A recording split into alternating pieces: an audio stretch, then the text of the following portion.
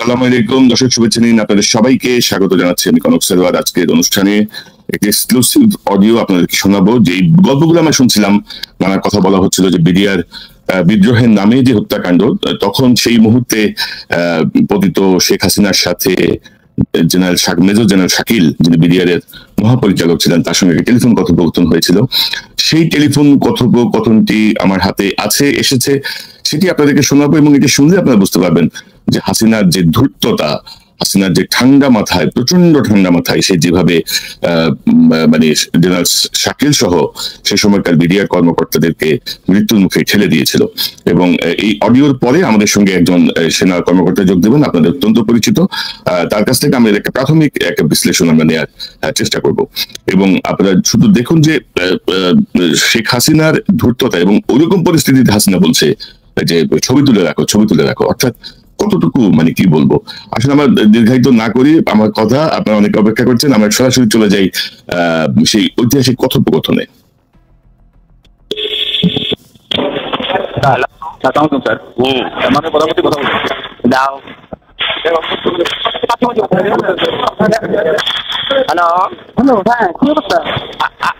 মাননীয় প্রধানমন্ত্রী, আসসালামু আলাইকুম। এখানে বিডিআর এর বিদ্রোহ হয়েছে এবং আমার মনে হয় পরিকল্পিতভাবে সরকারকে হেয় করার জন্য করা হয়েছে। এবং দাবি কিছুই নাই, শুধু যে আর্মি অফিসার চাই না, বিডিআর এইটুকুই দাবি। হ্যালো, না তোমরা এমনি আছো কেমন? সব ঠিক আছে? আমি আছি দরবার হলে, আমার অফিসারদের সহ আমাদেরকে ঘেরাও করে গুলি করছে ওরা। আমাদের অস্ত্র নাই, এই জন্য আমরা জবাব দিতে পারছি না। তো আমরা আছি দৃঢ় অবস্থায়, আমরা কথা বলার চেষ্টা করছি, আমরা বলার চেষ্টা করছি যে দাবি মানা হবে, তোমরা ফায়ারিং বন্ধ করো। তবে অনেক অস্ত্র হাতে নিয়েছে, অনেক গুলি চালাচ্ছে। এবং যদি আপনি মানে সেনাবাহিনী র্যাবকে অলরেডি র্যাব মুভ করছে, সেনাবাহিনীও মুভ করবে। আমরা এই মেসেজ ওখানে পৌঁছে যাওয়ার কথা যে র্যাব এবং সেনাবাহিনী, র্যাব চলে যাবে ওই দিক থেকে, তিন সাইড থেকেই লোক চলে যাবে, তিন গেট থেকেই লোক যাবে, আর্মিও যাবে, র্যাবও যাবে। এটা যা হবে, তোমরা একটা কাজ করাতে পারো যে কোনো রকম ছবিগুলি যারা পড়াতে তাদের ছবিগুলি তোলা। আমরা এটা নিচ্ছি আপা, আমরা ভীতু না। তবে আমরা যেহেতু অস্ত্র নাই এবং ঘিরে ফেলেছে, এই জন্য আমরা এই অবস্থায় আছি।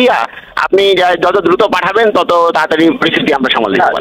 কিন্তু আমার মনে হয় আবার মানে অন্যরকম ক্রস ফায়ারিং না হয় সেটাও দেখতে হবে। না অবশ্যই এটা হবে না, আমরা এটা নিশ্চিত করব। এবং আমরা বলছি যে দাবি সব মানা হবে, তোমরা ফায়ারিং বন্ধ করো। শুধু কারা করতেছে তাদের দিকে একটু ছবিটা নিয়ে রাখা দরকার। জি আপা, ও আসছিল গুলি করতে আমাকে, হয়তো সেই মুহূর্তে করতে পারে নাই। আমার একদম গায়ের মুখে টাকা দিয়েছিল এসএমজি। এখন পর্যন্ত আমাদের জানা মতে ক্যাজুয়ালিটি হয়নি আপা, বাট হতে পারে, কারণ যে পরিমাণ গুলি চালানো হচ্ছে তাতে মনে হচ্ছে যে ক্যাজুয়ালিটি হতে পারে।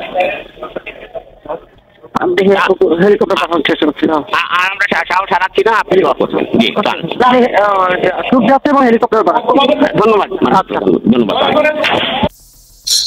দর্শক, বুঝতে পারছেন যে হাসিনার ধূর্ত অবস্থান, র্যাব মুভ করছে, সেনাবাহিনীও মুভ করছে, সে হেলিকপ্টার পাঠাচ্ছে।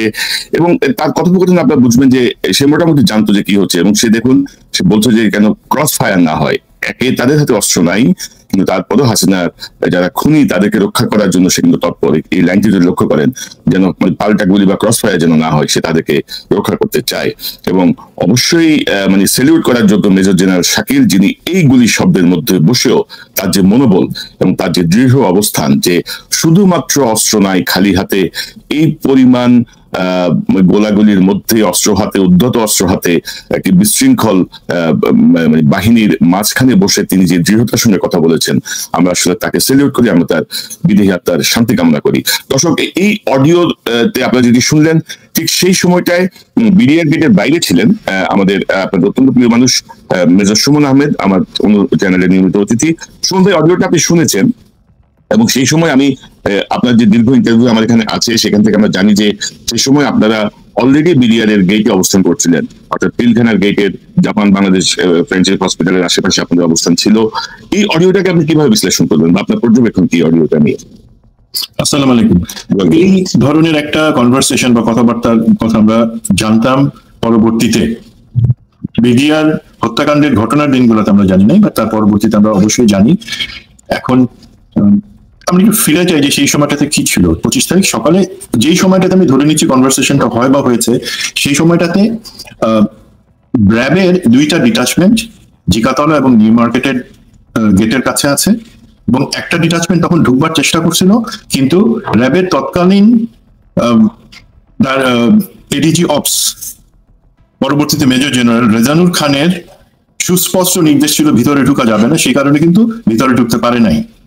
ক্যাপ্টেন শফিকের আন্ডারে যেটা ছিল যে তারা তখনও কিন্তু গোলাগুলি ওইভাবে কখনোই শুরু হয় নাই, একটা দুইটা হালকা গুলি হচ্ছে। এবং নিউ মার্কেটের গেটের দিকে কিন্তু মেজর জসিমের নেতৃত্বে আর্টিলারির যেই কোম্পানিটা সেটাও অবস্থান নিচ্ছে।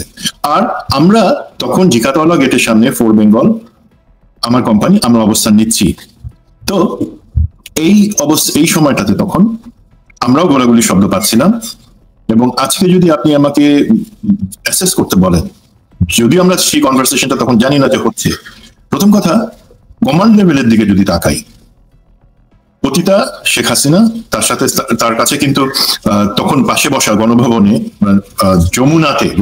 যমুনাতে তার পাশে বসা জেনারেল মঈন আহমেদ, দেন অন্যান্য আর্মি হেডকোয়ার্টার আছে সিজিএস মেজর জেনারেল সিনাইব জামালি, একটা সিদ্ধান্ত নেওয়ার জন্য, যেখানে জেনারেল শাকিল নিজ মুখে বলছেন যে, এবং আমরা শুনতে পাচ্ছি মুহুর্মুহু গুলি হচ্ছে, সিপাহী সেলিম রেজা তারকে হত্যার জন্য সাবমেশিন গান এসএমজির কথা উনি যেটা বলছেন সেটা নিয়ে তার পর্যন্ত চলে এসেছে, তার বুকের কাছে এসে গুলি করবার সময় নিজে থেকে অজ্ঞান হয়ে পড়ে গেছে।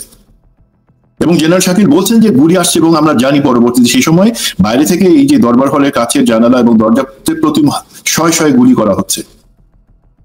তো এই মুহূর্তে যেখানে কমান্ড লেভেলের সবাই, জেনারেল মঈন আহমেদ উনি শেখ হাসিনার পাশে বসে আছেন, এবং আর্মি হেডকোয়ার্টারে chief of general staff general সিনাইব জামাল ওনারা আছেন, ওনারা যদি আমাদেরকে আদেশটা দিতেন, এখন প্রশ্ন হয়, এবং আমি এটা বারবার করতে যাব না, চেইন অফ কমান্ড হিসেবে আমাদেরকে কাজ করতে হয়, যেহেতু আমরা জানতাম না, অন্য অনেকে হয়তো জানতেন যে ভিতরে কি হচ্ছে।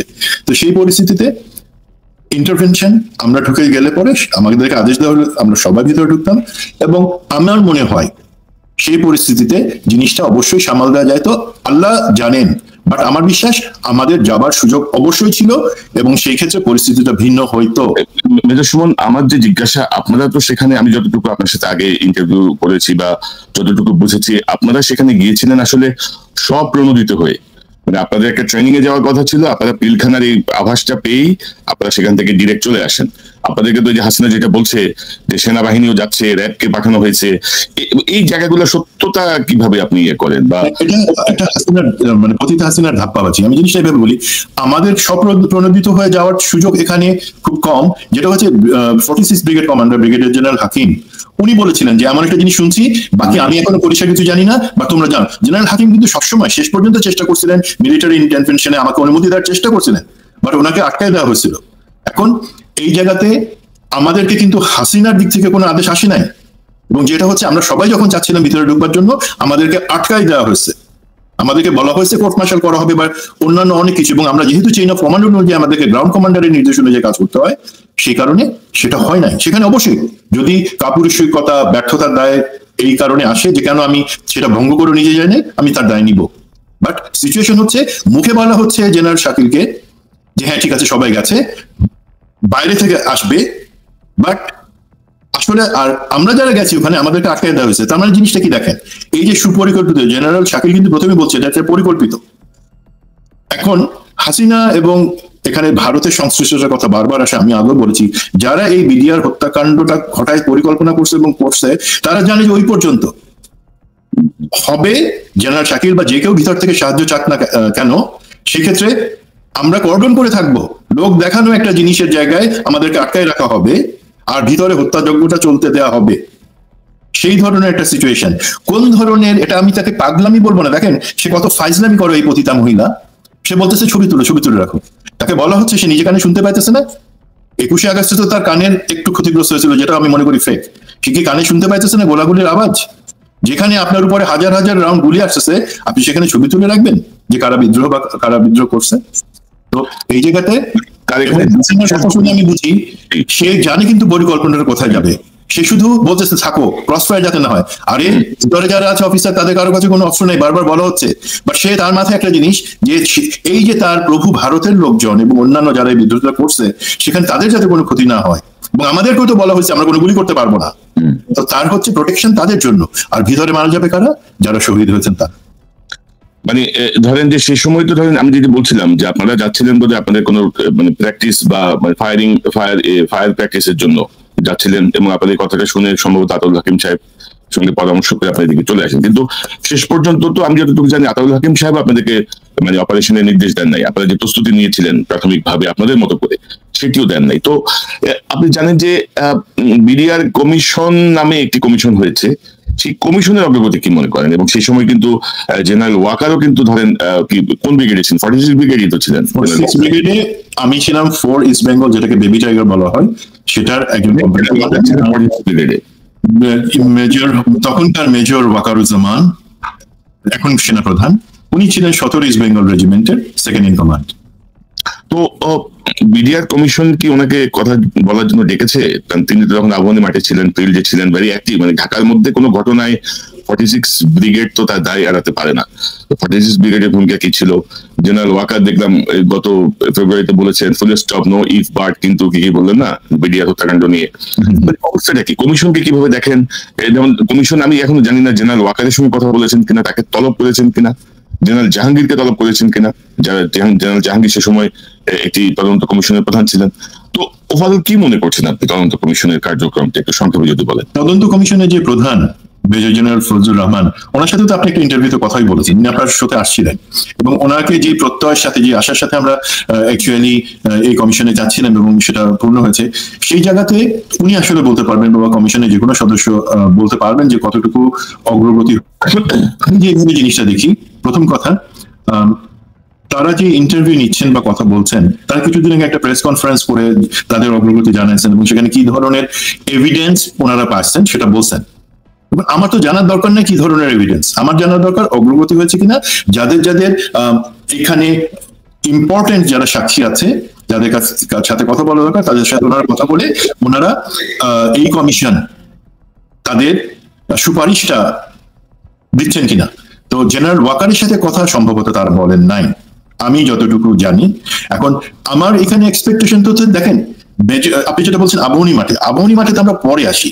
আগে তো যে জিনিসটা হচ্ছে, আমরা সবাই বিডিআর গেটের সামনে বিভিন্ন জায়গায়, মানে small arms safe distance 300 metre যেটা বলি, সেটা থেকে এই পাশে সবাই আমরা আছি। উনিও তখন আমার মতে, আমিও তখন চেষ্টা করছি কোন জায়গা থেকে আমরা একটা অ্যাসল্ট করে ভিতরে ঢুকতে পারবো, আদেশ থাকুক কি না থাকুক।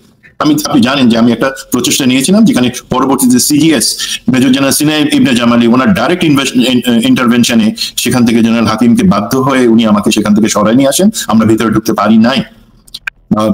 এখন জেনারেল ওয়াকারেরও ঠিক একই অবস্থা ছিল, উনি তখন মেজর ওয়াকার, এবং ওনার সাথে কিন্তু আমরা কিন্তু কন্টিনিউয়াস কথা বলে যাচ্ছি।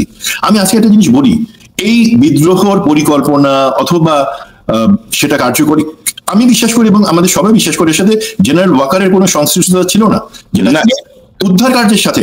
তাহলে যদি সেইটাই হয় যে উদ্ধার কার্যে এই বিদ্রোহের অবসান বা হত্যাকাণ্ড যাতে না হয়, সেটার জন্য আমাদের সব প্রচেষ্টার সাথে উনি ছিলেন, তাহলে এই বিডিআর কমিশনে স্বপ্রণোদিত হয়ে ওনার কথা বলতে অসুবিধা কোথায়? এই বিডিআর হত্যাকাণ্ডে কারা কারা জড়িত, শুধুমাত্র বিডিআর সদস্য না, তার বাদে বা ভারত র বা অন্য কে এই আওয়ামী লীগের কারা জড়িত, সেগুলো তো প্রমাণ ছিল, উনিও তো সেটা জানেন। জেনারেল ওয়াকারকে তো আমরাই তো একই সাথে আলামত গুলা আলাপ করতাম, দিতাম কমিশনের কাছে তদন্তের স্বার্থে। উনি কি সেগুলো দেখেন নাই? উনি তো দেখেছেন। উনি আজকে তো ওনার এই অবস্থানে থাকবার কথা না। উনি তো জানেন যে হ্যাঁ, ওনার আত্মা পরিষ্কার আছে, উনি কোনো খারাপ কিছুর সাথে ছিলেন না। তাহলে আমি যদি ভালো কিছুর সাথে থাকি, আমি কেন এর পিছনে কারা আছে? এই যে আজকে হাসিনার কথা আমরা শুনলাম, ঠান্ডা মাথায় সে কথা বলছে, বাট পাগলের মধ্যে কিছু ফাইজলামি কথা বলার চেষ্টা করছে, ছবি তুলে রাখো যাতে ক্রস ফায়ার না হয়, জানে যে কারো কাছে অস্ত্র নাই। তো সেই জিনিসগুলো জেনে যে এখানে রাজনৈতিক সংশ্লিষ্টতা, খুনি হাসিনা এবং তার প্রতি আওয়ামী লীগ তাদের সংশ্লিষ্টতার ব্যাপারটা কি উনিও জানেন না? উনি জানেন। উনি তাহলে এখানে ফুল স্টপের কথা বলছেন।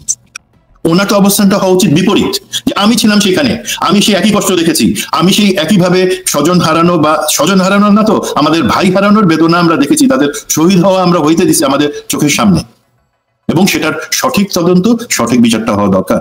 ওনার তো অবস্থান সেখানে হওয়া উচিত, ওনার তো কোথাও ফুল স্টপ দেওয়ার কথা না।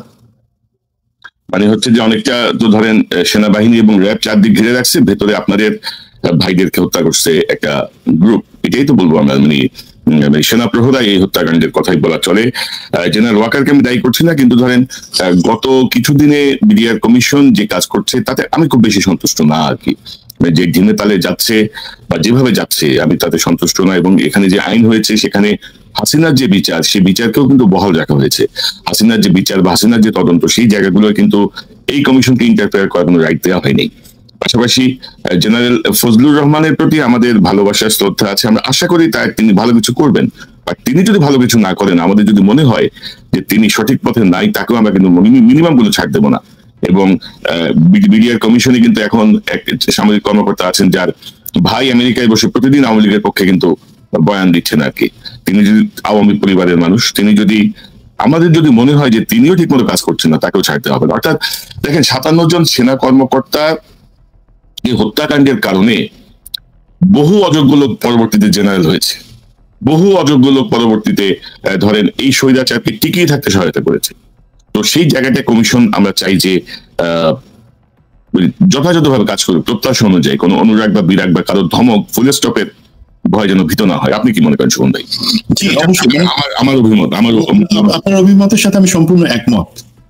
এখন দেখেন বিডিআর যে হত্যাকাণ্ড হলো, সেখানে যে 74 জন মারা গেলেন, 57 জন অফিসার শহীদ হয়েছেন, সেটা কি শুধুমাত্র 57 জন অফিসার শহীদ হওয়া? তা তো না ভাই। এখানে ভারতের যেই আকাঙ্ক্ষা ছিল, তাদের যে জিদ ছিল যে তারা এই রৌমারির সেই পরাজয়ের প্রতিশোধ নিবে, সে কারণে তারা সবসময় একটা জিনিস দেখছে যে দুইটা জিনিস বাংলাদেশে কাজ করে। আমাদের অ্যাটম বোম নাই, আমাদের এই হাইপারসনিক মিসাইল নাই, আমাদের এয়ারক্রাফট, ফাইটার এয়ারক্রাফট নাই, এটা সত্যি। বাট আমাদের কি সামরিক বাহিনীটা, এবং একইভাবে বিডিআর প্যারামিলিটারি হিসাবে সামরিক বাহিনী নেতৃত্বের আন্ডারে থেকে চূড়ান্ত রকমের সুপ্রশিক্ষিত। তার সামনে ভারতের সেনাবাহিনী, বিএসএফ এর দূরের কথা, সেনাবাহিনীকেও দাঁড়াতে পারে না এবং পারবে না। মাত্র 11 জন বিডিআর সদস্য রৌমারিতে, তারা 1000-এর উপরে বিএসএফ কে ঠেকাই দিচ্ছে স্থানীয় গ্রামবাসী জনগণের সহায়তা নিয়ে। তার মানে জনগণ এবং সেনাবাহিনীর যে নিবিড় সম্পর্ক এবং আমাদের সেনাবাহিনীর এবং বিডিআরের যে সুপ্রশিক্ষণ, সেটা তাদের একটা বড় মাথা ব্যথা। এবং এই যে বিডিআর হত্যাকাণ্ড, তার মধ্যে কিন্তু অনেকগুলো জিনিস তারা অ্যাচিভ করছে। এক হচ্ছে হাসিনার সরকারের সেনাবাহিনীর উপরে যে দাগ, আওয়ামী লীগের যে সেনাবাহিনীর উপর দাগ, সেটা ভারতের সাথে মিলে ভারত আমাদের সেনাবাহিনীকে দুর্বল করছে মানসিকভাবে, বিডিআর কে ভেঙে ফেলছে।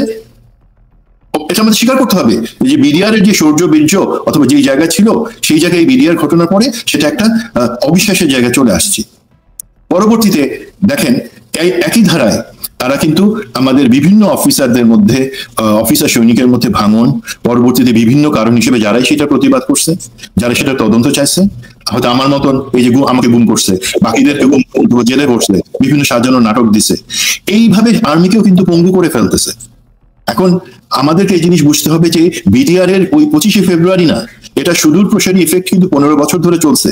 আমরা দেখেন সেনাবাহিনীর সদস্যরা আমরা বলি যে আমরা জাতির সার্বভৌমত্বের প্রতীক।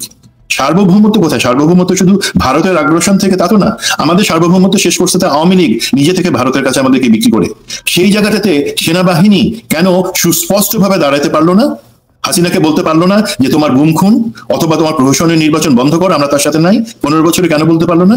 এই যে বিডিআর ইনসিডেন্ট দিয়ে আমাদের আত্মবিশ্বাস ভেঙে দেওয়া হয়েছে, আমাদের মাজা ভেঙে দেওয়া হয়েছে, অফিসার এবং সৈনিকের মধ্যে দূরত্ব তৈরি করা হয়েছে, সেইটাই হচ্ছে কারণ।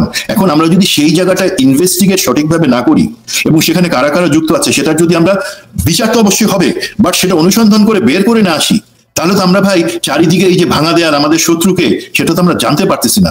আমাদের জন্য ভবিষ্যৎ ক্ষতিগুলো তো আমরা আটকাতে পারবো না। ঠিক আছে, কোনো ভাই আমি যদি সময় দেন 1 মিনিট বলি। ধরেন এই ব্যাপারে যারা কথা বলছে, যারা বলছে যে না রাজনীতিবিদদের সঠিকভাবে প্রশ্ন করছে, ভারতের সংশ্লিষ্টতা বের করার চেষ্টা করছে, তাদের একজন জেনারেল হাসান নাসির আজকে দেখেন, তার মতন একজন লোকের কি হওয়া উচিত? জেনারেল ওয়াকারের পাশে থাকবার কথা, জেনারেল ওয়াকারের তার কাছ থেকে উপদেশ নেবার কথা যে স্যার, জেনারেল নাসির তো সিনিয়র, যে স্যার আমি এই ব্যাপারটাতে আগাতে যাচ্ছি, আপনার কি মনে হয়, বা আপনি এই কমিশনটা দেখেন বা এইটা দেখেন, দুর্নীতি দমন কমিশনে আসেন।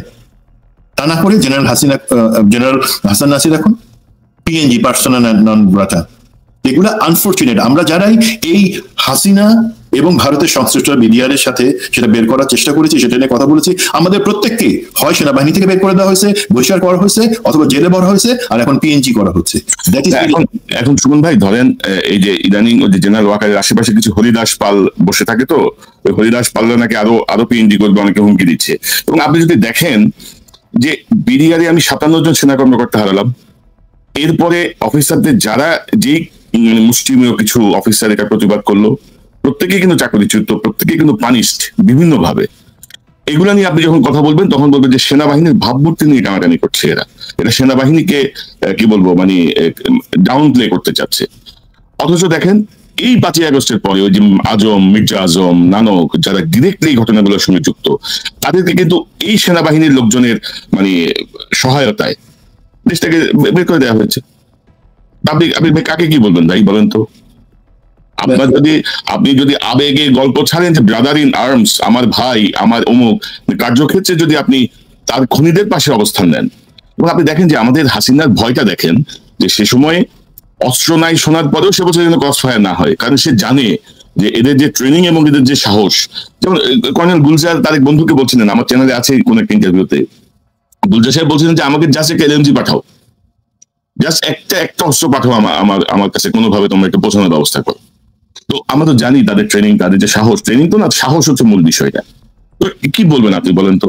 আমার একে একে কি আগেও শাস্তি দেওয়া হয়েছে, পরবর্তীতে 5ই আগস্টের পরেও যাদেরকে বিচারের জন্য ধরা দরকার ছিল তাদেরকে বের করে দেওয়া হয়েছে, সহায়তা করা হয়েছে। জি, আমি সবসময় এই জিনিসটা বিশ্বাস করি যে সেনাবাহিনীতে যে অস্ত্র প্রশিক্ষণ, রণকৌশল প্রশিক্ষণ, শারীরিক প্রশিক্ষণ, সেগুলো অবশ্যই আছে, কঠোর প্রশিক্ষণ। বাট আমাদের সেনাবাহিনীর সবথেকে বড় যে প্রশিক্ষণের সুফল সেটা হচ্ছে আমাদের কলিজাটাকে প্রচন্ড বড় করে দেওয়া হয়। আমাদেরকে যে ভয় বলে কোনো কিছু নাই সেই জিনিসটা বলা হয় এবং সেটা আমরা ফলো করি। আমি ছোট্ট একটা জিনিস বলি ভাই, আমাদেরকে প্রশিক্ষণের সময় 3 রকমের শেভ করতে হতো। যদি আমি ধরেন নর্মাল নিজে থেকে শেভ করলাম ফোম দিয়ে, যদি 3 মিনিট সময় পাই শেভ করে নিলাম। আর যদি আমি শেভ না করি, কেউ যদি সেটা দেখে, সেক্ষেত্রে বলা হয় ড্রাই শেভ, মানে এখন আর কিছু না, পকেট থেকে শেভিং রেজার বের করো, কোনো কিছু ছাড়া শেভ করো। 3 নাম্বার জিনিস যেটা হচ্ছে, তারপরে যদি আমার কাছে রেজার না থাকে, ব্রিক শেভ, একটা ইটের টুকরা নাও, ইটের টুকরা দিয়ে এইভাবে তুমি আমাদের চামড়া ছিলে দিয়ে আমি করব। আমার কাছে আপনার কাছে খারাপ লাগতে পারে, বাট দেখেন আমাদেরকে কিন্তু শৃঙ্খলাটা সেইভাবে শেখানো হয়। আমার যেটা করবার সেটা আমি করবো, যদি না করি তাহলে আমাকে পস্তাতে হবে। 2 নাম্বার, 1000 বুলেট আসুক, 1000 সেখানে আমার শত্রু আসুক, আমার যে দায়িত্ব আমার ইউনিফর্মের ইজ্জত রক্ষার জন্য, আমার দেশকে বাঁচানোর জন্য আমাকে সেটা করতে হবে। এবং আমরা যে জেনারেল শাকিলের কথা শুনলাম, সেখানে একজন সৈনিকের, আত্মবিশ্বাসী সৈনিক যে মরতে ভয় পায় না, তার কথা শুনলাম। কিন্তু এখন এই সেনাবাহিনী তো ভারতের পছন্দ না, তাদের জন্য ভয়ের কারণ।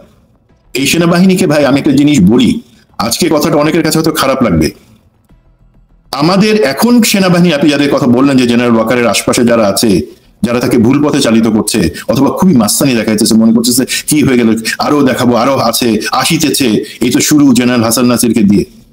ভাই তোমরা কার স্বার্থে কাজ করতেছো সেটা কিন্তু আমরা বুঝি। এই যে সেনাবাহিনীর বিরুদ্ধে আমার বা আপনার কথা বলার তো কোনো ইচ্ছা নাই, আমরা তো সেনাবাহিনীর বিরুদ্ধে কথা বলতেছি না। সেনাবাহিনী একটা গৌরবের প্রতিষ্ঠান, আমরা কথা বলতেছি তার মধ্যে তার মগজের জায়গায় অথবা তার হাত পায়ে যে সমস্ত দুষ্ট, যারা সেনাবাহিনীর ইউনিফর্ম পরার যোগ্যতা রাখে না, যারা গুম খুন অর্থ কেলেঙ্কারির সাথে যুক্ত, তাদের ব্যাপারে কথা বলতেছি। তাদেরকে সরাই দিয়ে সেনাবাহিনীকে কলঙ্কমুক্ত করার কথা বলতেছি। এখন এই লোকগুলো সেটা শুনবে না, তারা সেনাবাহিনীর ভিতরে থেকে আরো বিতর্কিত সিদ্ধান্ত নিবে, যেটা জনগণ বা আমরা পছন্দ করব না। কারণ তারা বিতর্কিত সিদ্ধান্ত নিবে, সেনাবাহিনীকে জনগণের চোখে খারাপ বানাবে। এটা লাভকার হবে। আমি আগেই বলছি, বাংলাদেশের সেনাবাহিনীর 2টা বড় শক্তি, সুপ্রশিক্ষণ এবং জনগণকে সাথে নিয়ে যুদ্ধ করা। এটা ভারতের সেনাবাহিনী বা আমাদের শত্রুর নাই। তো যত তারা নিজেরাই সেনাবাহিনীর উপরে বসে থেকে সেনাবাহিনীকে পচাবে, ততই ভারতের লাভ। তারা কালকে রিটায়ার করবে, 1 বছর পরে 2 বছর পর রিটায়ার করে তাদের হয়তো দুবাইতে বা ভারত তাদের জন্য ব্যবসার অ্যাপার্টমেন্ট, ফ্ল্যাট, জমি সব কিনে রেখে দিছে। তাদের তো চিন্তা নাই সেনাবাহিনীর ইজ্জত থাকলো কিনা। আমাদেরকে যাদের সেনাবাহিনী থেকে গুম করে নিয়ে আমাদেরকে ইউনিফর্ম ছিঁড়ে ফেলে আমাদেরকে বাইরে পাঠিয়ে দিচ্ছে, তারা আমাদেরকে জেলে ভরছে। তাদের চিন্তাটা আসলে হয়ে গেছে বেশি, কারণ আমরা সেনাবাহিনীকে ভালোবাসি। আপনি কি আমরা নিজের স্বার্থে এই কথাগুলো বলতেছি? আমি কি সেই জন্য 10 লাখ টাকা 20 লাখ টাকা পাবো আজকে এই প্রোগ্রাম? ভাই আমার তো কোনো স্বার্থই নাই, আমার কিসের স্বার্থ, বরং আমি ক্ষতিগ্রস্ত বিভিন্ন ভাবে এই হরিদাস পালেরা নানা রকম ঝামেলা করতেছে। এবং আপনি দেখেন যে আপনাকে যে গুম করলো, আপনাকে যে টর্চার করলো আফটার মানে বিডিআর এই হত্যাকাণ্ড, তাকেও তো বের করে দিচ্ছে ব্রিগেডিয়ার রাশিদ, না ব্রিগেডিয়ার রাশিদ সেফলি যখন সিদ্ধান্ত যে আমি অন্তত সাক্ষী দিব। বাট কি আছে, কর্নেল ইমরান ইবনে রৌফ, সে তো এখনো বিজিবিতে আছে। সেই ধরনের লোকগুলো তো আছে। আর যেখানে জেনারেল হাসান নাসির কন্টেনমেন্টে ঢুকতে পারবেন না, সেখানে এই গুম খুনের সাথে যারা আছে তারা কন্টেনমেন্টের ভিতরে বসে আছে। তো এগুলো কার স্বার্থে হচ্ছে? আমি বলবো সেনাবাহিনী আমাদের সবার প্রিয়, জনগণের প্রিয়, শুধু আপনার আমার না। বাট এরা নিজেরাই সেনাবাহিনীকে পচায় এরা একদিন বাইরে চলে যাবে। বাট সেনাবাহিনীকে আরো দুর্বল করা হবে, জনগণের থেকে দূরে জায়গা নিয়ে আসবে। এবং এরা চাচ্ছে ভারত এবং হাসিনার ইচ্ছে অনুযায়ী সেনাবাহিনীকে একটা ঘৃণার জায়গায় নিয়ে আসা। ভাই আমরা তো সেটা চাই না। তোমরা যারা ঘৃণিত কীট, তোমরা যারা কুকুরের থেকে অধম, আমরা চাই তোমাদেরকে এখনই ঘাট ধরে বের করে দিতে। এবং ইনশাল্লাহ তোমরা যদি এটা চালাই যাও অসুবিধা নেই, আমরা সেই কাজটাই করবো। রাইট। এবং ধরেন যে আমি তো মনে করি বিডিআর কমিশনকে যদি পূর্ণ সহযোগিতা করা না হয়, কারা কারা করছে না কি করছে না তাদের 14 গোষ্ঠী আমরা সামনে নিয়ে আসবো ইনশাল্লাহ। এবং যারা 5ই আগস্টের পরে এই বিডিআর হত্যাকাণ্ডের সঙ্গে যুক্ত, আমার 57 জন সেনা কর্মকর্তা হত্যার সঙ্গে যুক্ত, তাদেরকে যারা সেফ এক্সিটের ব্যবস্থা করে দিচ্ছে তাদের তো ছাড় দেওয়া হবে না। কারণ অ্যাকচুয়ালি বর্তমান যুগে কোনো কিছু আপনি গোপন রাখতে পারবেন না সুমন ভাই, আমার যতটুকু পর্যবেক্ষণ আর কি, কোনো না কোনো ফর্মেট এটা চলে আসবে। কোনো ভাই আমি বলি এই প্রসঙ্গে কথাটা একটু বলে নি। ধরেন গোপন রাখার থাকে বড় কথা হচ্ছে ম্যাচুরিটি জিনিস। আমি সবসময় বলি যে জেনারেল ওয়াকারের আশপাশে যারা আছে তারা ম্যাচুরিটি, এই যে ডিএমআই আছে, তারপরে এই যে ছিল জেনারেল মাসুদ আছে, আমি নাম ধরে বলছি, আমি তো বলছি এখন থেকে আমি নাম ধরে বলবো। এরা মনে করে এরা অনেক ম্যাচুর এবং স্মার্ট, বাট এরা যে জেনারেল ওয়াকারের কতটুকু ক্ষতি করতেছে জেনারেল ওয়াকার তো বুঝতে পারতেছে না, বাট আমরা বুঝতে পারতেছি। আপনি জানেন, আমি জানি, আপনাদের কাছে কিছু কিছু অডিও আছে।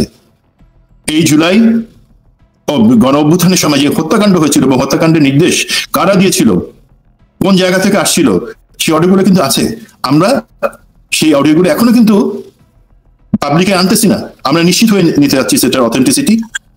সেগুলো তাহলে আপনারা যারা ষড়যন্ত্র করতেছেন আপনারা শিখবেন না। আমরা এখনো কিন্তু রাষ্ট্র টেনে রাখছি, বাট আমাদেরকে সেই রশি ছেড়ে দিতে বাধ্য করবেন না।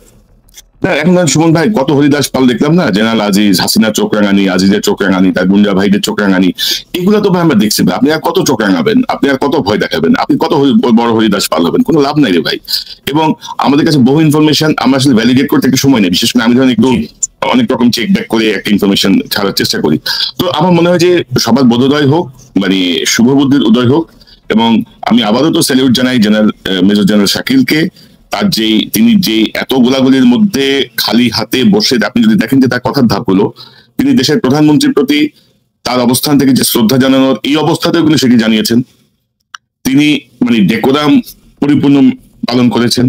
তার হাতে অস্ত্র নাই, কিছুক্ষণ আগে তাকে অস্ত্র ঠেকিয়ে গুলি করতে গিয়েও সামহাও তিনি বেঁচে গেছেন।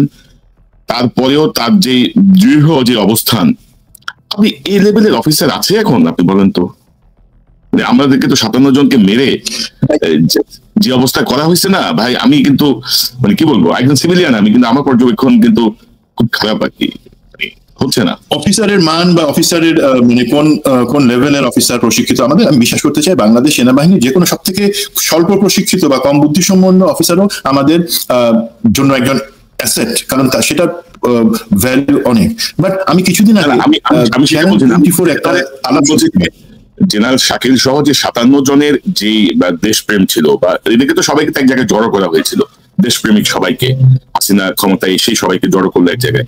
আমি কিন্তু বলছি না যে এখন আমাদের অফিসাররা খারাপ, আমি বলছি এই যে দৃঢ় যে অবস্থান, এই যে সাহসিকতা, এই জায়গাটা মানে আমি আনপ্যারালাল মনে হয় আর কি আমার কাছে বর্তমানের সাথে যদি আপনি কম্পেয়ার করেন। আমি কিন্তু আপনার কথা দ্বিমত করছি না, আমি বরঞ্চ আপনার কথা আমি একমত পোষণ করে বলছি যে দেখেন, আমি আবারও বলছি, সেনাবাহিনীতে আমার প্রশিক্ষণ বা আমি কতটুকু অস্ত্র চালাতে পারলাম, কতটুকু মিলিটারি ক্রাফট বা রণকৌশলে আমি পারদর্শী, সেটা থেকে সব থেকে বড় কথা হচ্ছে সাহস এবং দেশপ্রেম। সে দুটো হচ্ছে প্রথমে। এখন সাহস আর দেশপ্রেমের জায়গায় আমি কি এই জায়গায় রাখছি না। আমি আপনারা আহত হতে পারেন সেনাবাহিনীর যারা উপরস্থ জায়গায় আছেন, আপনাদের দেশপ্রেম থাকলে 15 বছর দেখতাম না। আপনাদের দেশপ্রেম থাকলে আপনারা অনেক কিছু বলেন যে আপনারা 5 তারিখে হাসিনাকে পালায় যেতে বাধ্য করছেন। আমি আপনাকে দুটো প্রশ্ন করি, আপনার দেশপ্রেম থাকলে কি আমাদের এই 16 জুলাইয়ের পর থেকে আমাদের 2000 ছাত্র জনতা মারা যেত? এমন তো তারা বাস পড়ে বা ভূমিকম্পে মারা গেছে, তারা আপনাদের গুলিতে, পুলিশের গুলিতে মারা গেছে, বিজিবির গুলিতে মারা গেছে। বিজিবির প্রধান এখনো তার জায়গায় আছেন কিন্তু। এখন আমার প্রশ্ন হলো, আপনাদের যদি দেশপ্রেম থাকতো তাহলে কিন্তু এই আগস্টের 5 তারিখ পর্যন্ত অপেক্ষা করতে হতো না হাসিনার পতনের জন্য। আপনারা যে এই মুহূর্তে থেকে আর্মিকে ডিপ্লয় করার আদেশ দেওয়া হয়েছে, আপনারা বলতেন। জেনারেল নুরুদ্দিনের কথা মনে আছে? এরশাদ তো তাকেও ডিপ্লয় করতে বলছিল, ছাত্র জনগণের উপর গুলি করতে বলছিল, উনি তো করেন নাই। বাট আপনারা তো তারপরেও তার মেনে নিছেন, আদেশ দিচ্ছেন, এবং 5 তারিখের কথা বলেন যে আপনারা বিজয় আনেন নাই। হইলে আপনারা 5 তারিখে হাসিনাকে সম্পূর্ণ পরিকল্পিতভাবে আর্মি নেভি এয়ারফোর্স মিলে ওকে এবং তার সাথে আমেরিকার লোকদেরকে পালায় যেতে মানে সেফলি ইন্ডিয়াতে রেখে আসতেন না, পালা যায় নাই। মানে সুমন ভাই, এই অথরিটি কে দিছিল তখন সেনাবাহিনীর প্রধানকে? এটা তো আমাদের শোনার দরকার, আমরা অনেক কিছু দিতে হবে। কে দিছে ভাই? আমি বলি, আমরা তো অনেক বক্তৃতা শুনতেছি বিভিন্ন জায়গায়, full stop, non stop, comma stop, but আপনি আমাকে বলেন এই দুইটা জায়গায় ক্লিয়ার করেন 626 জনকে যে রাখা হয়েছিল মানবিকরণে আমি জানি, তারপর কেন বিচার ছাড়া তাদেরকে ছেড়ে দেওয়া হলো? 2 নম্বর, হাসিনা এরশাদ যে গেছে, এরশাদ 6 জন লোককে সারা 8 বছরে হত্যা করছে, 6 জন। আর আপনি 6000-এর বেশি লোককে এই 15 বছরে হত্যা করার যে পতিতা খুনি হাসিনা, তাকে আপনি আরাম করে বসায় প্লেনে করে তার বাপের বাড়ি ইন্ডিয়াতে রেখে আসছেন। সেটার ব্যাপারে আপনি জানান, আমাদেরকে, জাতিকে জানান। এটা তো এমন না যে হাসিনা প্লেন ডাকছে উবার কল করার মতন যে প্লেন আসো আমি চলে গেলাম। এটা তো 3 তারিখ থেকে পরিকল্পনা হয়েছে। বিমান বাহিনী প্রধান যেখানে তারেক সিদ্দিকের বাসায় সেই পরিকল্পনাতে ছিলেন, খুনি জিয়াউল হাসান সেই পরিকল্পনাতে ছিল। তারা 3 দিন ধরে পরিকল্পনা করে হাসিনাকে ইন্ডিয়াতে রেখে আসছে, যেটা 6 তারিখে যাওয়ার কথা ছিল। আমাদের ছাত্র জনতা চাপে সে 5 তারিখে গেছে, এইটাই তার রাগ। এই পতিতা মহিলা চাইছিল একটা জাতির উদ্দেশ্যে ভাষণ দিয়ে 6 তারিখ সকালে চলে যাবে, সেটা পারে নাই। ওর এখন মাথায় রাগ, এবং যেই লেজদের তার দোসর যাদেরকে বিভিন্ন জায়গায় অ্যাডমিনিস্ট্রেশনে বাহিনীতে বসে রাখছে তাদেরও সেখানে রাগ, যে ও তো ভাষণ দিয়ে গেলে ওর একটা সুবিধা হতো, বাট সেটা পারে নাই, সেই কারণে। যাই হোক, এই প্রশ্নগুলোর জবাব তারা দিচ্ছেন না। তারা অন্য জায়গায় অনেক থিওরি বলতেছেন। আগে শুধু এই দুইটা জিনিস বলেন, 626 আর কেন হাসিনাকে দেশে বন্দী না করে পালাই যেতে দেওয়া হলো। পালাই না, আপনারা সেফলি ইন্ডিয়াতে রেখে আসলেন। বাকি আপনাদের কাছে আর কিছু শুনবো না। আপনারা এই দুইটা অ্যান্সার দেন, আপনাদেরকে আমি দেশপ্রেমিক এবং সাহসী বলে মানবো। রাইট, মানে ওরা ধরেন যথাযথ প্রশ্নের উত্তর না দিয়ে তারা সেই হাসিনা স্টাইলে চোখ রাঙানোর চেষ্টা করছে। এখন পিএনজি করবে, অমুক হুমকি দিবে, এখনো ভাই টেলিফোন করে থ্রেট দিচ্ছে বিভিন্ন সেনা কর্মকর্তাদেরকে, এখনো তারা মিডিয়াকে অ্যাডভাইজারি দিচ্ছে টেলিফোন করে করে। তো এই জায়গাগুলো তো বন্ধ করতে হবে, বন্ধ না করলে কিন্তু কাউকে ছাড় দেওয়া হবে না। এসব চোখ রাঙানির দিন শেষ, বহু চোখ রাঙানি দেখছি। সুমন আহমেদ, আপনাকে অসংখ্য ধন্যবাদ আপনার মূল্যবান অংশগ্রহণের জন্য। আমি আপনাকে ধন্যবাদ জানাচ্ছি যে এই অডিওটা আমি, এই যে আপনি এটা শোনালেন, আমি জানি আমার কিন্তু ভিতরে রক্তক্ষরণ হচ্ছে। আমি তো পুরুষ মানুষ ভাই, কাঁদতে পারতেছি না, বাট ওনার শেষ কথাগুলো শুনে আমি একই সাথে দুঃখিত বা একই সাথে গর্বিত। একজন জেনারেল, সামরিক বাহিনীর মান রেখে উনি কথা বলছেন। আমরাই শুধু ফেল করছি, আমি ফেল করছি, আমার সাথে যারা ছিল তারা আমরা ফেল করছি। দর্শকদের ধন্যবাদ। আপনাকে ধন্যবাদ। এবং ধরেন যে গত কয়েকদিন ধরে আমি যখন এটা যখন চেক ব্যাক করছি, তখন অ্যাকচুয়ালি আমি নিজেও কিন্তু ইমোশনাল। কিন্তু আমি নিজেও এই কথাগুলো তো ধরেন আমি অনেক বারবার শুনতে হচ্ছে, তার কণ্ঠস্বরের সঙ্গে কণ্ঠস্বর ম্যাচ করা, মানে অনেকটা ফরেন্সিকের মতো যাওয়া, সবকিছু মিলিয়ে ধরেন আমি নিজেও কি বলবো, মানে এই অনুভূতি বা অভিব্যক্তি প্রকাশ করার মতো না। এবং আমি বলবো যে একজন সাহসী এই general Shakil Ahmed, major general Shakil Ahmed, তাকে আল্লাহ বেহেশত নসিব করুন। এবং আমরা যথাযথ বিচার চাই। আমরা বিডিআর বিদ্রোহের নামে যে হত্যাকাণ্ড, সেখানে যে 57 জন সেনা কর্মকর্তাকে হত্যা করা হয়েছে, সেখানে যেসব ঘটনা ঘটেছে প্রত্যেকটা সুনির্দিষ্টভাবে বিচার চাই। সেটি সেনাবাহিনীর ভেতরে যারা ইনভলভ তাদের বিচার চাই, বাইরের যারা ইনভলভ তাদের বিচার চাই। এবং এই বিচার যদি না হয় তাহলে কিন্তু বাংলাদেশের ভবিষ্যৎ আরো ভয়াবহ দিকে যাবে। এবং জেনারেল ওয়াকার 5 ওয়াক্ত নামাজ পড়েন, তিনি পরহেজগার, তিনি নরম মনের মানুষ। এটা তার ব্যক্তিগত বিষয়, এগুলো সম্পূর্ণ তার ব্যক্তিগত বিষয়। এর সঙ্গে বাঙালি জাতি বা বাংলাদেশের কোনো সংশ্লিষ্টতা নাই। যেই জায়গাতে বাঙালি জাতি এবং বাংলাদেশের জন্য যে সংশ্লিষ্টতা, সেই জায়গাতে আমরা তার অবস্থান দেখতে চাই। আর অবস্থান যদি না দেখাইতে পারেন, আল্লাহ হাফেজ, টাটা, বাই বাই, কোনো দরকার নেই। আপনি কি মনে করেন জীবন ভাই? জি, একটা জিনিস, জেনারেল ওয়াকার পরহেজগার আমাদের সেটা বলেন। আমি একটা জিনিস শুধু ওনার সবটা ব্যক্তিগত বিষয় ভাই। আমি আপনার ব্যক্তিগত ভাই, সমস্যা হলো ওনার পিয়ার গ্রুপ এই জিনিসটাই তো ফোকাস করে বিভিন্ন জায়গায়। উনি নামাজ পড়তেছেন, উনি ইমামতি করতেছেন। আপনার সাথে যখন এক জায়গায় কথাবার্তা হচ্ছিল, তখন বারবার বলা হচ্ছিল যে উনি তাহাজ্জুদ পড়েন এই সময়। তারপরে it's okay, it's a virtue. But আমি সেই লাইনেই, আমি সেটা স্বীকার করে বলছি যে জেনারেল ওয়াকার, আমরা তো একসাথেই চাকরি করছি। আপনি এখন আমার কথা একবার হলো একটু কান দিয়ে শুনেন, পরে ফেলে দিয়ে অসুবিধা নেই। আপনি যে রাতে নামাজটা পড়তেছেন, নামাজের পরে আপনি আল্লাহর কাছে একটা জিনিস বলেন যে আল্লাহ, আমি এই যে গত 15 বছরে যা কিছু হয়েছে সেটা আমি করি নাই, বাট বাধ্য হয়ে আমাকে দেখতে হয়েছে। আমাকে তুমি এমন একটা জায়গায় সুযোগ দিয়ে বসাইছো, আমি যে তোমার কাছে যাব কিয়ামতের দিনে, তোমার সামনে দাঁড়িয়ে যাতে আমি বলতে পারি আমার সেই পদ সেনাপ্রধান এবং সেই যে এক্সপেরিয়েন্স মানুষ হিসাবে, সেটার আমি জাস্টিফাই করছি, সেটা হালাল করে আমি তোমার সামনে আসছি। যারা অন্যায় করছে, আমার সুযোগের মধ্যে থেকে আমি সেই অন্যায়ের বিচার করার চেষ্টা করছি। এই মৌমাছি 40 দিন বাঁচে, তার মধ্যে সে 1000-এর উপরে ফুলে যায়, এটা আপনি জানেন।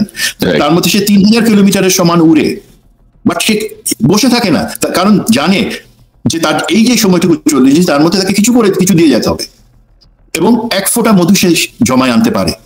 আপনি এই যে 3 বছর থাকবেন, আল্লাহ করুক আপনি থাকেন, আপনি যোগ্যতার ভিত্তিতে কাজ করে দেখিয়ে থাকেন, এর মধ্যে আপনি যদি এই কাজগুলো না করে যেতে পারেন, তাহলে আল্লাহর কাছে আপনি কি জবাব দিবেন সেটা আপনি বুঝবেন। বাট জনগণের কাছে, যারা আপনাকে ভালোবেসে এখনো রাখছে, যারা বিশ্বাস করতে যে আপনি 5ই আগস্টের পক্ষের শক্তি, তাদের পক্ষে যে দাবিগুলা 4টা বড় দাবি, সেগুলোর হয়ে কাজ করেন, আপনাকে লোকে ভালো মানুষ এবং ভালো নেতা দুইটাই মনে করবে। বাট প্রফেসর ইউনূস বা অন্তর্বর্তী সরকারের বিরুদ্ধে বিষোদ্গার করে, অথবা আপনার সাথে যে মানে কম বুদ্ধির বাট অহংকারী যে সমস্ত ব্রিগেডিয়ার জেনারেলস এবং জেনারেলস আছে যারা আপনাকে কুবুদ্ধি দেয়, তাদের কথা শুনলে কিন্তু আপনার চলবে না, আপনি আরো দূরে সরে যাবেন, ঘৃণার জায়গায় চলে যাবেন। যেটা আমি সুমন আমি চাই না। চাই দেশের লোক, সেনাবাহিনী সবাই ভালোবাসুক এবং আপনার এই সেনা নেতৃত্বকে পছন্দ করুক। মানে ধরেন যে হরিদাস পালদের কথা শুনলে উনি আরো ডুববে, এবং আমার কথা খুব ক্লিয়ার, ইনসাইড স্টোরি সাধারণ মানুষ অনেকেই জানেন না, আমরাও ধরেন অনেক বৃহত্তর কিছু চিন্তা করে অনেক তথ্যই কিন্তু মানুষকে দিই না, যেগুলো এক ধরনের ইনসাইটমেন্ট ক্রিয়েট করবে, এক ধরনের অবিশ্বাস, এক ধরনের কি বলবো এটাকে ক্ষতিগ্রস্ততা তৈরি করবে আমাদের রাষ্ট্রযন্ত্রে। অনেক কিছু আসলে কিছু জিনিস আমাদেরকে মানে হাতে রাখতে হয় বা আমরা বলি না, কিন্তু সেই জায়গাটায় ধরেন জেনারেল ওয়াকারের প্রতি কোনো অনুরাগ বিরাগ নাই, উনি যদি পারেন ভালো, না পারলে বিদায় হন ভাই, দরকার নাই। আপনি চেয়ারে বসে যদি আওয়ামী লীগ পুনর্বাসনের কথা ভাবেন, আপনি চেয়ারে বসে যদি ভারতের প্রেসক্রিপশনে চলেন, এবং ইদানিং আমি শুনতে পাচ্ছি যে পিআর পদ্ধতিও তার প্রেসক্রিপশন সে ঢুকাইছে, পুশ করছে। তো এটা নিয়ে আমরা আরেকদিন বিস্তারিত আলোচনা করবো, এটা নিয়ে আমার কাজ চলছে। তো মেজর সুমন, আপনাকে অসংখ্য ধন্যবাদ আপনার অংশগ্রহণের জন্য। ধন্যবাদ। আসসালামু আলাইকুম। ওয়ালাইকুম আসসালাম। দর্শক, এতক্ষণ যারা অনুষ্ঠান শুনলে নিশ্চয়ই আলোচনা মর্মার্থ উপলব্ধি করতে সক্ষম হবেন। যে বিষয়গুলো নিয়ে বলা হচ্ছিল, যে বিডিআর বিদ্রোহের নামে যেই হত্যাকাণ্ডের দিন 25শে ফেব্রুয়ারি শেখ হাসিনার সাথে যে জেনারেল শাকিলের যে কথোপকথন, সেটি নিয়ে নানা রকমের কথা হচ্ছিল, এবং আমরা এই অডিও টেপটি আপনাদেরকে শোনালাম হাসিনার ধূর্ততাকে বোঝানোর জন্য, হাসিনার যে কৌশলগত অবস্থান খুনিদের রক্ষা করার জন্য সেটি বোঝানোর জন্য, এবং একজন সিভিলিয়ান যেভাবে মানে জেনারেল মঈন সহ সেনাবাহিনীর প্রশিক্ষিত সকল বড় বড় কর্মকর্তারা বসেছিল, এবং তাদের সামনেই হাসিনা বলছে যে ছবি তুলে রাখো, কত বড় নির্বুদ্ধিতা, গ্লোবেট। এবং সেই জায়গাতে আমরা কোনো মিলিটারি ইন্টারভেনশন দেখি নাই, আমরা বরঞ্চ ঠেকাতে দেখেছি। এবং সেই সময় যারা এগুলো ঠেকিয়েছে, তাহলে সেই সিনা ইবনে জামালি সহ কাউকে কিন্তু আমরা এখনো পর্যন্ত দেখি নাই যে বিচারের সম্মুখীন করা বা জবাবদিহিতার আওতায় আনার ব্যাপারে কোনো উদ্যোগ নেওয়া হয়েছে। তো আমার মনে হয় যে এই কাজগুলো আপনারা করেন। এবং জেনারেল ওয়াকার, আবারও বলি আপনাকে আমি বারবার বলেছিলাম, আসেন আমরা একটা কথা বলি, আমরা ইন্টারভিউ নেই, আর একটা ইন্টারভিউতে আসি, আমরা সার্বিক পরিস্থিতি আলোচনা করি। কারণ আপনিও বিপদ মুক্ত নন। আপনি যদি মনে করেন যে হাসিনাকে পুনর্বাসন করলে হাসিনা আপনার প্রতি খুশি হবে, আওয়ামী লীগ খুশি হবে, সেটা কিন্তু হবে না। সো ভবিষ্যৎ বাংলাদেশ বিনির্মাণে ভূমিকা রাখুন। আপনি হাসিনার ফুফাতো বোনের জামাই, কিচ্ছু যায় আসে না, সেটি থাকতেই পারে। 15 বছর হাসিনা আপনার মাথার উপর ছায়ার মতো ছিল, সেটি ছিল তার ব্যক্তিগত স্বার্থেই ছিল। আপনি এখন দেশের জন্য, দেশের মানুষের জন্য ভূমিকা রাখুন। বিডিআর এর ব্যাপারে কার্যকর পদক্ষেপ